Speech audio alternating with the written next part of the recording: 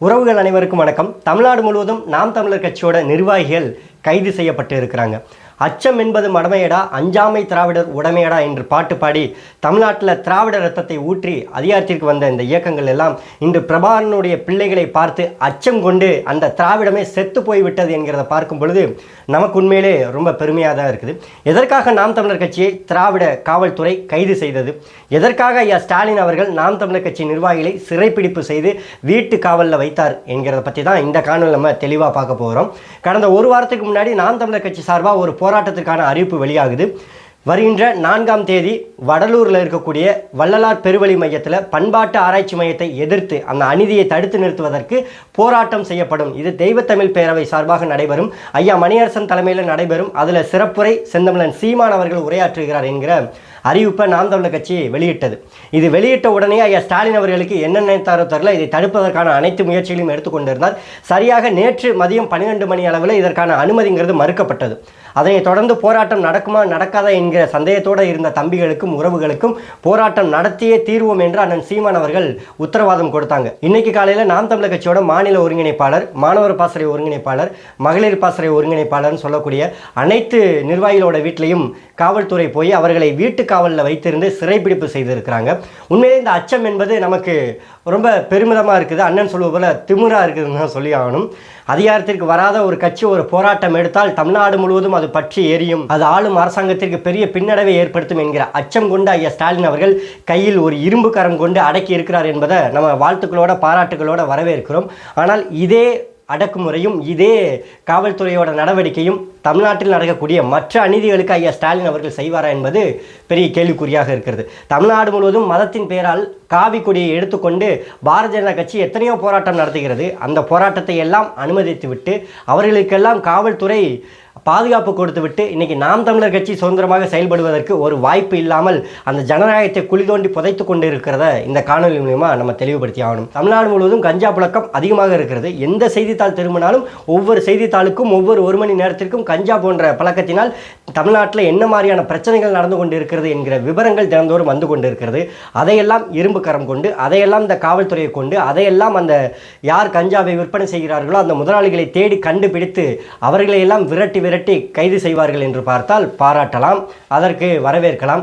ஆனால் மக்கள் சக்தியாக இருந்து மக்களுக்காக போராடக்கூடிய நாம் தமிழர் கட்சியை கைது செய்ய வேண்டிய அவசியம் என்ன? கேட்டால் என்ன சொல்கிறாங்க தெரியுமா? தேர்தல் விதிகள் இப்போதைக்கு அமலில் இருக்குது, அதனால் தமிழ்நாட்டில் போராடுவதற்கான அனுமதிங்கிறது கிடையாதுன்னு சொல்கிறாங்க. தேர்தல் விதிங்கிறது முடிந்து விட்டது, அதனால் இங்கே இருக்கக்கூடிய விதிகளை எல்லாம் தளர்த்த வேண்டும் என்று திமுக சார்பில் தான் இருக்கக்கூடிய 39 எம்பிக்களும் இங்கே இருந்து தேர்தல் ஆணையத்திற்கு கடிதம் எழுதுகிறாங்க. கடந்த வாரம் கடிதம் எழுதி இங்கே தேர்தலாம் முடிந்திருத்தி இனிமேலும் பணம் கொண்டு போகக்கூடாது, கொண்டு வரக்கூடாது, இங்கே இருக்கக்கூடிய விதிகளை எல்லாம் தளர்த்த வேண்டும் என்று அவர்கள் கடிதம் எழுதுகிறாங்க. அப்போ நீங்கள் கடிதம் எழுதியது மற்ற கட்சிகளுக்கு மட்டும்தானா, இல்லை நாம் தமிழர் கட்சிக்கு கிடையாதாம்? இல்லை திமுக கொண்டு வரக்கூடிய திட்டத்தை நாம் தமிழர் கட்சி திட்டமிட்டு எதிர்க்கிறது, தமிழ் தேசிய ஆதரவாளர்கள் எதிர்க்கிறாங்க, தெய்வத்தமிழ் பேரவை என்கிற சார்பில் தமிழருடைய மீட்சியை மீட்டெடுக்க வேண்டும் என்கிற சார்பில் அவர்கள் எடுக்கக்கூடிய இந்த போராட்டம்ங்கிறது தமிழருடைய வரலாற்றை பேசும், அதனால் இதை தடுக்கணும் என்பதற்காக திமுக தன்னோட காவல்துறையை ஏவி இதன் மூலிமா கைது நடவடிக்கை எடுத்திருக்கிறதா என்கிற கேள்வியும் எழத்தான் செய்கிறது. அது என்ன, நாம் தமிழர் கட்சிக்கு மட்டும் தேர்தல் விதிகள் நடைமுறையில் இருக்குது, அதனால் நீங்கள் போராடக்கூடாதுன்னு எப்படி நீங்கள் சொல்லலாம்? நாம் தமிழர் கட்சி ஒன்றும் வன்முறையை கையில் எடுத்து போராடலை, எதுவும் அரசு அலுவலகத்தை முற்றுகையிட்டு போராடலை. நாங்கள் எங்களுக்கென்று தனியாக ஒரு இடத்துல நாங்கள் எங்களுடைய கோரிக்கையை தான் முன்வைக்கிறதுக்கு ஒரு போராட்டம் எடுக்கிறோமே தவிர எந்த ஒரு சட்டம் ஒழுங்கு பிரச்சனையும் உருவாகக்கூடிய போராட்டத்தை நாம் தமிழர் கட்சி கையில் எடுக்கலை. பிறகு எதற்கு நாம் தமிழர் கட்சியோட நிர்வாகிகளை கைது செய்கிறாங்க? உண்மையை சொல்லப்போனால் ஐயா ஸ்டாலின் அவர்களுக்கு அச்சம். நாம் தமிழர் கட்சி தேர்தல் முடிந்த பிறகு வருகின்ற கருத்து கணிப்பின் படி பார்த்தால் நாம் தமிழர் கட்சி ஒரு பெரிய வளர்ச்சியை நோக்கி பயணிக்கிறது. குறிப்பாக தமிழருடைய வரலாற்றை பேசுவதன் மூலியமாக தமிழர்கள் நாம் தமிழர் கட்சியை ஆதரிக்க தொடங்குகிறார்கள். அப்போ இதை நம்ம நேரடியாக நம்ம தடுக்கணும். ரவீந்திரன் துரைசாமி ஐயா சொன்னது போல இந்த தேர்தலுக்கு பிறகு ஸ்டாலினோட வாயில சீமான் என்கிற பெயர் வரும் என்று சொல்லியிருந்தார். அதற்கான முன்னோட்டமாகத்தான் இந்த நடவடிக்கையை நம்ம பார்க்க தோணுது. நேரடியாகவே நாம் தமிழர் கட்சியோடு மோதுவதற்கு ஐயா ஸ்டாலின் அவர்கள் தன்னுடைய நேரடி கட்டுப்பாட்டில் இருக்கக்கூடிய காவல்துறையின் மூலியமாக கொடைக்கானலுக்கு சென்று இருந்தாலும் சட்டம் ஒழுங்கு பிரச்சனை வந்துவிடக்கூடாது, தமிழருடைய போராட்டத்தை முன்னெடுத்து விடக்கூடாது என்பதற்காக கண்ணும் கருத்துமாக செயல்படக்கூடிய ஐயா அவர்களுக்கு வாழ்த்துக்கள். இந்த கைது நடவடிக்கையின் மூலியமாக ஐயா என்ன சொல்ல வர்றாரு அப்படின்னா, நாம் தமிழர் கட்சி இனி நாங்கள் தீவிரமாக நேரடியாக எதிர்ப்போம் என்பதுதான் இதோட நிலைப்பாடு என்பதை நம்ம வந்து புரிந்து கொள்ள முடிகிறது. அதனாலேயே இன்னைக்கு காலையிலிருந்து நாம் தமிழர் கட்சியோட நிர்வாகிகள் கைது செய்யப்படுறாங்க என்கிற விடயம் அண்ணன் சீமான் அவர்களுக்கு தெரியப்படுத்தவும், இது வந்து சட்டம் ஒழுங்கு பிரச்சனை எதுவும் வந்துவிடக்கூடாது, நம்மளால தான் நாளைக்கு ஒரு பெரிய பிரச்சனை உருவானது அப்படிங்கிற மாதிரி இங்க இருக்கக்கூடிய திராவிட திருவாளர்கள் பொய் வதந்திகளை பரப்ப தொடங்குவாங்க. அதனால இந்த போராட்டத்தை தற்காலிகமாக நம்ம வந்து ஒத்தி வைப்போம், நீதிமன்றத்தில் வழக்கு தொடுத்து சட்டப்படி அவர்கள்ட்ட உரிய அனுமதி பெற்று இந்த போராட்டத்தை நம்ம கையில் எடுத்து உறுதியாக இந்த கடலூர் மாவட்டம் வடலூர் பகுதியில் இருக்கக்கூடிய வள்ளலார் பெருமளி அதற்கு எதிராக இந்த பண்பாட்டு ஆராய்ச்சி மையம் நிறுவுவதை நம்ம வந்து தடுக்கணும், அதை வந்து மாற்று இடத்துல நடத்துவதற்கு நம்ம வந்து போராட்டத்தை முன்னெடுக்கணும் என்கிறத அண்ணன் சீமான் அவர்கள் தன்னோட அறிக்கையின் மூலியமாக தெளிவுபடுத்தியிருந்தாங்க. உடனே திராவிட திருவாளர்கள் இந்த அச்சம் என்பது தேவையா, பின்வாங்கிட்டார் சீமான், நாம் தமிழர் கட்சிக்கு அவ்வளவுதான் துணிவு, இப்போ வாங்கடா பார்ப்போம் ஸ்டாலினா சீமானா அப்படின்னு சொல்லி தம்ப்நெயில் வச்சு காணொலி ஒரு பக்கம் விரட்டுவானுங்க, சமூக வலைதளத்தில் உருட்டுவானுங்க. ஆனால் உங்களுக்கு காணொலி ஆரம்பிக்கும் போதே சொன்னது தான், அச்சம் என்பது மடமையடான்னு சொன்ன இன்னைக்கு அந்த அறிவாலய கூட்டங்கள் இன்னைக்கு பெரிய மடையர்களாக மாறி இருக்கிறாங்க. நாம் தமிழர் கட்சியை எதிர்ப்பதற்கு வேறு வழிகளே இல்லாமல் தன் கைகளில் இருக்கக்கூடிய காவல்துறையை ஏவல் துறையாக மாற்றி இன்னைக்கு நாம் தமிழர் கட்சியை கைது செய்வது என்பது அப்பட்டமான பச்சை அயோக்கியத்தனம் தான் சொல்லி ஆகணும். அதனால் நாம் தமிழர் கட்சி இந்த சலசலப்புக்கெல்லாம் அஞ்ச போவதும் கிடையாது.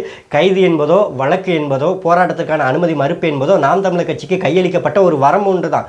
அதுதான் எங்களை வந்து அடையாளப்படுத்துகிறது. அண்ணன் சீமான் இந்த முடிவை எடுத்ததுமே எதிர்க்கக்கூடிய ஆட்சியாளர்கள் நினைத்திருக்கலாம் நாம் தமிழர் கட்சி பயந்து விட்டதுன்னு. உண்மையிலே உங்களுடைய மிரட்டலுக்கும் உங்களுடைய வழக்குகளுக்கும் கைது நடவடிக்கைகளுக்கும் நாம் தமிழர் கட்சி பயந்து இருந்துச்சு அப்படின்னா இந்த 14 ஆண்டு காலமாக நாம் தமிழர் கட்சி இவ்வளவு பெரிய வளர்ச்சியை வந்திருக்காது, மக்களிடத்தில் தொடர்ச்சியான போராட்டங்களை முன்னெடுத்திருக்காது. அதனால நாம் தமிழர் கட்சி எப்போதுமே பயப்படாது. இன்னைக்கு இந்த போராட்டத்தை தடுத்து நிறுத்தி இருக்குது, அவர்கள் ஒத்தி வைத்திருக்காங்க அப்படின்னா இதைவிட தீவிரமான போராட்டத்தை இனி வரக்கூடிய காலங்களில் எடுப்பாங்க.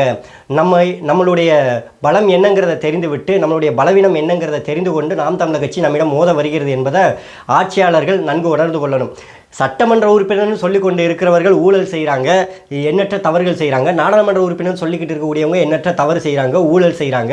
நாட்டில் கட்சியோட நிர்வாகிகள்னு சொல்லிக்கிட்டு இருக்கக்கூடியவங்க திமுகவை சேர்ந்தவர்கள், அதிமுக, பாஜக, காங்கிரஸ் எத்தனையோ பேர் எத்தனையோ ஊழல் குற்றச்சாட்டுகளுக்கு ஆளாகி இருக்கிறாங்க. அது வந்து நிரூபிக்கப்பட்டு இருக்குது. அவர்களையெல்லாம் ஐயா ஸ்டாலின் அவர்கள் இதே போல தீவிரமாக கைது செய்து இருந்தாங்க அப்படின்னா உண்மையிலே இந்த கைது என்பது பாராட்டக்கூடிய ஒன்றாக இருந்திருக்கும்.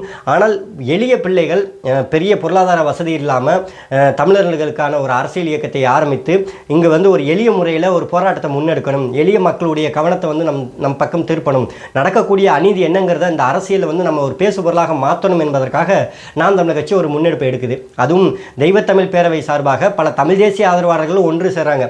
சாதாரணமாக சீமான் மட்டும் ஒன்று சேர்ந்தாவே அது பெரிய பேசுபொருளாக மாறும். அப்போ தமிழ் தேசிய கூட்டமைப்பு அத்தனை பேரும் ஒன்று சேர்றாங்க அப்படின்னா இது பெரிய வரலாற்று ஒரு போராட்டமாக மாறும். அப்போ அந்த வரலாறு வெளியே வரும்பொழுது வள்ளலார் யாருன்னு வெளியே வரும், பெருவெளினா என்னன்னு வெளியே வரும், சுத்த சன்மார்க்கம்னா என்னன்னு வெளியே வரும், எதற்காக இந்த பண்பாட்டு ஆராய்ச்சி மையம்ங்கிறத வெளியில் கொண்டு வருவாங்க, இதன் மூலியமாக என்ன மாதிரியான அநீதி நடக்கப் போகிறது, எப்படி தமிழருடைய வரலாறு மறைக்கப்பட போகிறது என்கிற நிறைய விவரங்கள் வெளியில் வரும். அதனால் இந்த போராட்டத்தை தடுத்து நிறுத்தணும், இந்த பண்பாட்டு ஆராய்ச்சி மையத்தை எப்படியாவது அதற்கு முன்னால் நம்ம நிறுவிடணும் என்பதற்காக திராவிட முன்னேற்ற கழகம் இந்த நடவடிக்கையெல்லாம் எடுக்குது. இதை தடுத்து நிறுத்துவதற்கான போராட்டத்தையும் இன்னைக்கு தடுக்குது. இறுதியாக ஐயா ஸ்டாலின் அவர்களுக்கு ஒரே ஒரு கோரிக்கை தான், தமிழர்களுக்கான ஒரு அதிகாரம் உருவாக போகிறது என்பதை கண்டு அச்சம் கொண்டு இருக்கக்கூடிய திராவிட மாடலுடைய போர்படை தளபதியாக இருக்கக்கூடிய ஐயா ஸ்டாலின் அவர்களே, நாம் தமிழர் கட்சி ஒருபோதும் அஞ்ச போவதும் கிடையாது, உங்களுடைய அடக்குமுறையை கண்டு பின்வாங்க போவதும் கிடையாது.